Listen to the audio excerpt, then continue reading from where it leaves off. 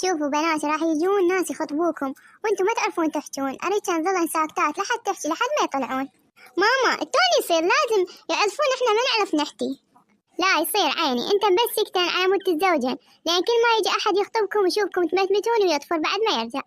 هاي هي اتفقنا، مثل ما وصيتكم لا تحجن اي كلمة. اي ماما اوكي، ما نحكي ابد.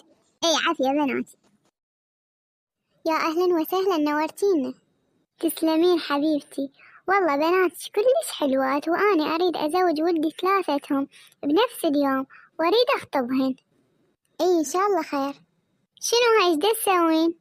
بعد مثل ما تشوفين قدامك إحنا ناس على قد حالنا، أنا أحوك وأبيع ومعيشة بناتي. الله يرزقكم إن شاء الله. يا ماما انقطع الحيط.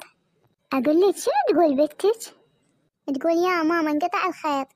ها شنو يعني ما تعرف تحكي؟ إي شوية. لعد أنا أريد أزوج